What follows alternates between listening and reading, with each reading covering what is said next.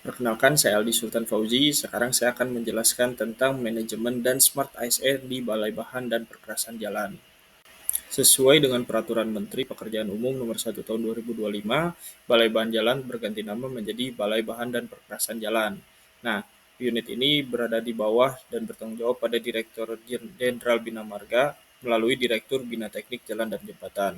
BBPJ sendiri mempunyai tugas melaksanakan pengkajian, pengembangan, dan penerapan teknologi, alih teknologi, mitigasi, serta layanan teknis yang meliputi clearing teknologi, advis teknis, pendampingan teknis, uji laboratorium, dan uji lapangan di bidang bahan dan perkerasan jalan.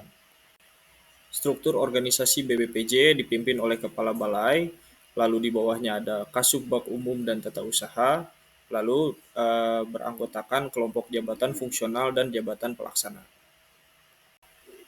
Saya sendiri beserta teman-teman saya sebagai penata kelola jalan dan jembatan memiliki tugas untuk melaksanakan kegiatan penyelenggaraan jalan dan jembatan yang meliputi perencanaan umum jalan dan jembatan, perencanaan teknis jalan dan jembatan, pelaksanaan jalan dan jembatan, pengawasan jalan dan jembatan, serta pembinaan dan pengaturan jalan dan jembatan. Di BBPJ sendiri terdapat beberapa layanan yang diberikan kepada masyarakat atau pelanggan, yaitu yang satu clearing teknologi, dua advis teknis, tiga pendampingan teknis, empat uji laboratorium, dan kelima uji lapangan. Tentunya jenis-jenis pelayanan ini sesuai dengan peraturan perundang-undangan yang berlaku. Dalam melaksanakan pelayanannya, BBPJ memiliki standar pelayanan yang bertujuan untuk memberikan kepastian, meningkatkan kualitas dan kinerja pelayanan sesuai dengan kebutuhan masyarakat, serta selaras dengan kemampuan penyelenggara sehingga mendapat kepercayaan masyarakat. Standar pelayanannya meliputi syarat dan ketentuan pelayanan, jenis pelayanan, lama pelayanan, kemudian kalau untuk uji ada syarat kebutuhan minimum benda uji, serta syarat pengemasan benda uji. Di sini juga kita menandatangani maklumat pelayanan yang intinya kami berkomitmen untuk menyelenggarakan pelayanan sesuai dengan peraturan yang berlaku, dan jika tidak menaati komitmen tersebut kami siap menerima sanksi sesuai juga dengan peraturan yang berlaku. Apa yang dapat penata kelola jalan dan jembatan kontribusikan kepada BBPJ di antara lain: satu, memberikan data dan analisis teknis yang dibutuhkan balai untuk pengujian dan sertifikasi; dua, menyusun dokumen teknis yang menjadi dasar pengkajian bahan dan teknologi; tiga, mengintegrasikan hasil kajian balai ke dalam perencanaan pelaksanaan proyek jalan dan jembatan; empat, mendukung pelaksanaan konstruksi yang sesuai standar dan mutu keselamatan.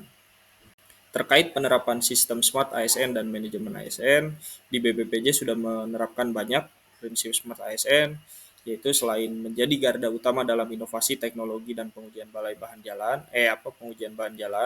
BBPJ juga sudah melakukan banyak digitalisasi, terutama yang berkaitan dengan masyarakat atau pelanggan, seperti membuat kanal informasi dan edukasi digital, baik melalui website kami, Instagram kami, dan kanal YouTube kami.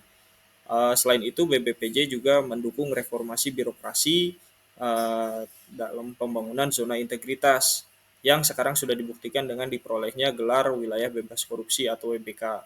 Nah, tentunya reformasi birokrasi ini dilakukan dalam rangka memberikan pelayanan optimal dan bersih kepada masyarakat. Salah satu metode yang digunakan adalah menggunakan aplikasi layanan daring Lalaban.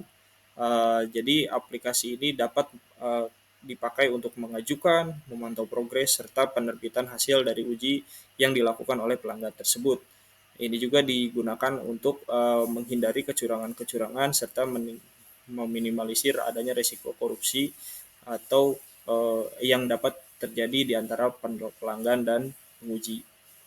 Tentunya selain yang sudah bisa dilakukan, masih banyak yang masih bisa ditingkatkan di BBPJ.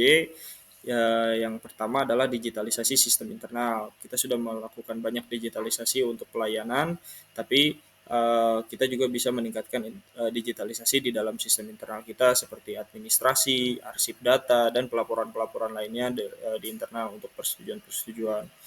Nah, tentunya dengan digitalisasi sistem internal ini pastinya dibutuhkan peningkatan literasi digital juga yang berupa pelatihan-pelatihan teknis seperti pelatihan penggunaan aplikasi yang akan digunakan, kemudian meningkatkan keamanan siber dari setiap penggunanya, dan juga mempelajari etika digital.